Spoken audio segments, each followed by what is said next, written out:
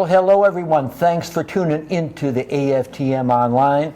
My name's Gary Mortensen, and I am a card-carrying member of the Austin Friends of Traditional Music, and we're a group here in Austin, Texas that has been around since the mid-70s, and we sponsor traditional music activities of all kinds, such as jams, workshops, concerts, festivals. We have a great festival in October called the Austin String Band Festival. And you can find out more information about the things we do at aftm.us. But today finds me in the quaint hamlet of Lockhart, Texas. Wonderful town, just somewhat south of the city. And I'm sitting here in the Fiddler's Green Music Shop with one of its proprietors, Ms. Jenn Miori Hodges. And Jen, thank you so much for finding time to talk to me today. Thanks so much for coming down to Lockhart. It's always good to see you down here in the shop. It's always a fun trip. I get to play cool instruments. Oh, yeah. Mm-hmm. And today I must go home with banjo strings. That's right, banjo strings, let's not forget. Over there. But Jen, I've been listening to you play music for 10 to 15 years around the Austin area, and I believe you're a Texas native, but I don't really know much about the early story of Jen and how you got involved with music. I'll share a little bit. I was born in Nacogdoches, Texas.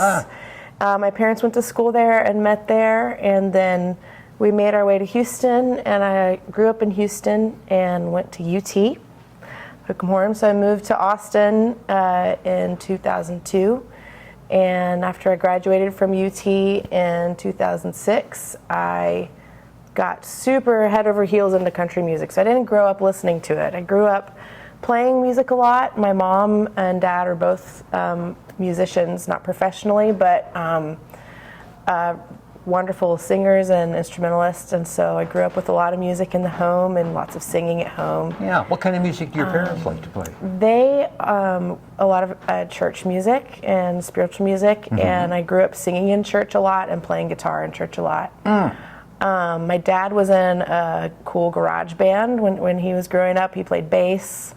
And my dad's who taught me how to play guitar. And my mom's a piano player and wonderful singer and a wonderful harmony singer, especially. And so that's a special skill. And she got those skills from her dad. So there's a lot of music in our family. Yeah. But I never really played out in college. I was busy with school, and I mean, I had my guitar in my dorm room, and it, went around with me every place that I lived, but I didn't play it much. But I got really into old country music around the time I was graduating, and found my eyes were opened to some really cool clubs around town that were there. You could see old rootsy country music any night of the week, like the Continental Club, Jenny's Little Longhorn, and Scoot In. And I just started going to some of these same clubs, and I started seeing some of the same people at these clubs. Beth Chrisman was one of those people, and Silas Lowe was one of those people, and just got plugged into some really cool friends who loved old country music, and I decided to start my band Jenny and the Corn Ponies when I was 24. And we had our first show at Roadhouse Rags, and some of the songs on that set list I still have in my set list today. How excellent. I have always wanted to ask about the name of the band. Yeah. Because I don't know what a corn pony is. So a corn pony is a phrase that to me just sounded very country and very, very much like the Grand Ole Opry and Hem Haw and just kind of old records and old vernacular of that time and that music. But the person who told me about the term corn pony described it as if you have cornrows and you have a ponytail, then that is a hairstyle called a corn pony. But I thought that sounded really country. And for better or for worse, I have kind of a love-hate relationship with that name now because it's so corny. Like, no pun intended, but it stuck, and that's our name. Yeah. And now we know the origin. No. Have you ever considered having your hair done in that manner? I have not. Not really. No. No. Well, I think it was around 2010 when I first saw you perform, and if I remember correctly, it was at the Hole in the Wall. Oh, cool. Yeah. And if I remember correctly, the band was the Carper Family. Oh, the Carper Family. Yeah. Yes. So how did that come together? So Beth and I were playing. Beth and I met in a backyard playing music, and we. I immediately roped her into the Corn Ponies because it was so fun to have someone to sing harmony with and have fiddle in the band. And then we just started palling around together everywhere. And around that time, Melissa Carper moved to town, I guess a couple years later. And she and Beth were in a group with Gina Galena called Camptown Ladies. And Camptown Ladies did a couple tours, and I went to see them play, and I was like, man, their 3-part harmonies are amazing. I love this band, Camptown Ladies. They're my new favorite band. And then Gina, their guitar player, moved back to Arkansas. So then Melissa was in Arkansas and had worked up all these songs with Beth. And I got a gig offer for a wedding, and they wanted a 3-piece. So I said, let's get together, let's play some music in my little, mother-in-law house that I was living in at the time. And the harmonies just came together immediately. And it was really fun. We played this wedding in a gymnasium in Wimberley. And we were like, let's keep doing this. Let's book some shows as this trio.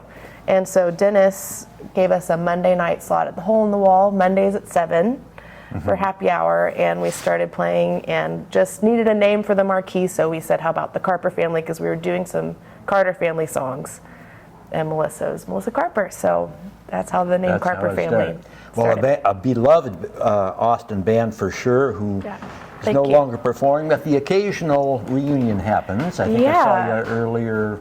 When did I see it? Whenever you were at Sagebrush. Sagebrush, that was a super fun show. We're all kind of busy with our own projects now, but we're now all around the Austin area once more. So with Melissa being back, so we should book another one. It's always really fun. When we can get on stage. Well, I'll be there the next time you perform. Okay, I'll let you know. And then there is that trio we were just talking about with the German name, the Frauleins. The Frauleins, yeah, thank you. That's a German word, by the way. The Frauleins. So the Frauleins is a kind of a old-time, bluegrassy acoustic trio that I'm playing with now.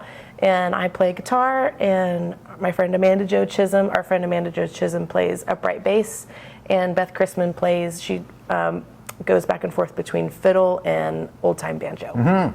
And it's really fun, and we're playing the Lonesome Rose in San Antonio on March 11th. We're going to take a road trip down to San Antonio.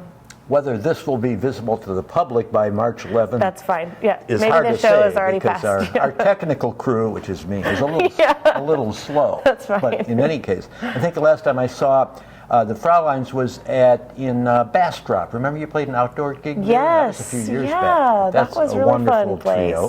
Thanks. And I've seen you in a duo with a young gentleman that I just saw around the corner here. I met him at a music shop in Austin. Is that true? We met at Fiddler's Green, yes. And we're married and own the shop here and have our family here in Lockhart. Yeah, Ben might talk him into playing some with me at the end of our visit. That would be great. Yeah. And of course, it's not Ben and Jenn. That's too common a name, of course. You perform as our duo name is Hem Haw. Yeah. Another catchy name? Yeah.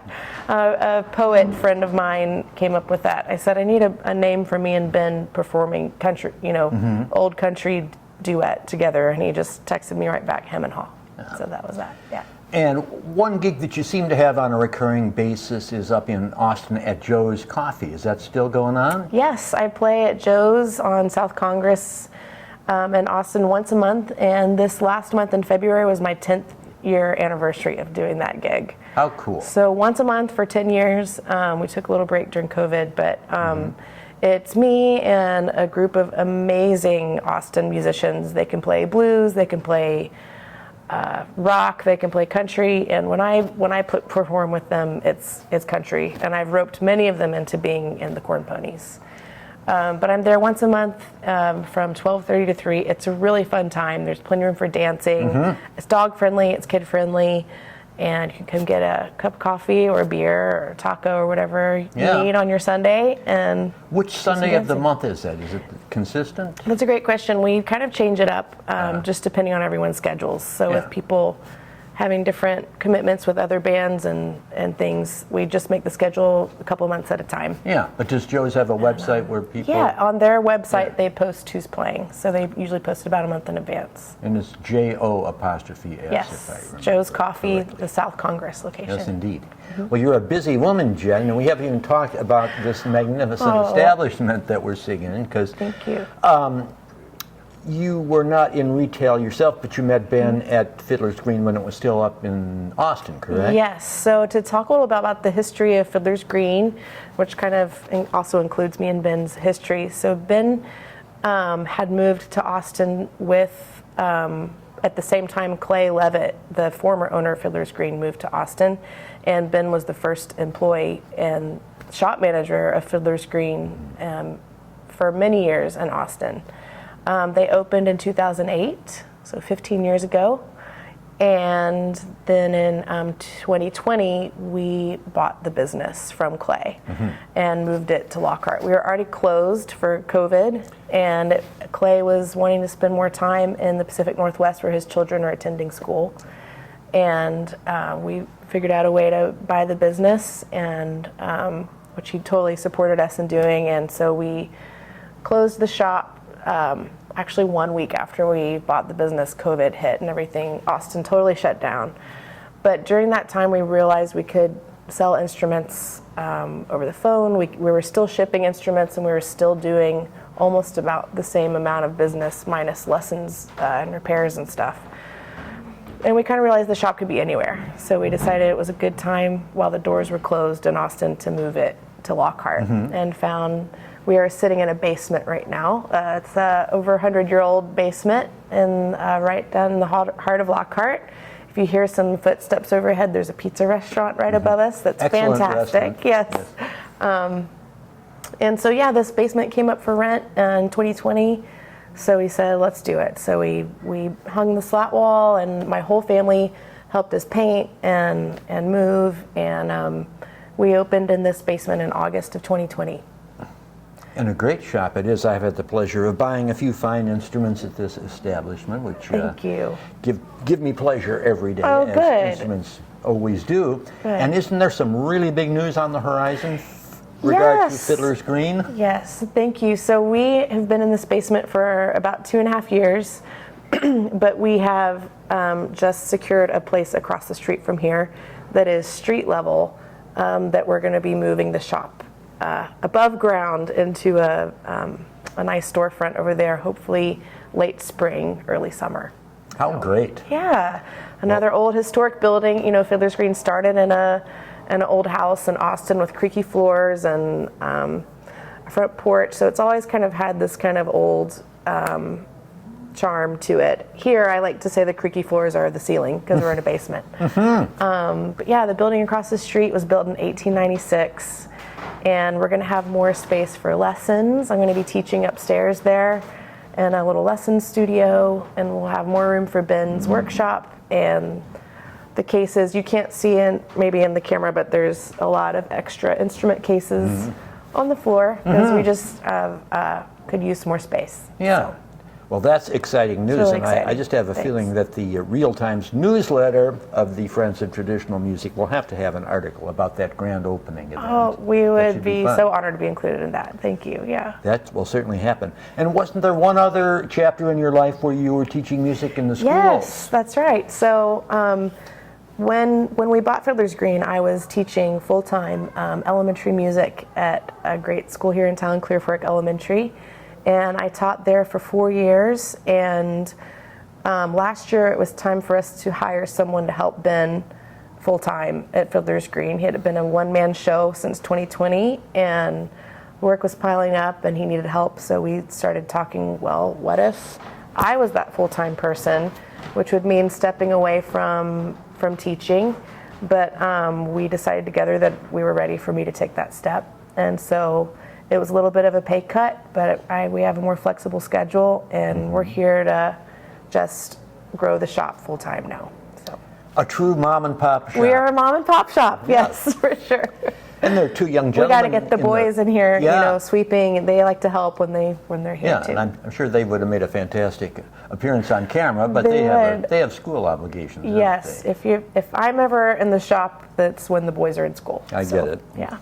Well, it's been a pleasure talking to you, Jen. Looking forward to the thanks, next time Gary. I can see you perform in public. And you were hoping that Mr. Ben Hodges might find time to pick Yes. up one of the countless instruments he plays. Hey Ben, Those are his footsteps right there. He's marching over here. you want to pick some? Cool. We're gonna do an old country song. Who will buy the wine?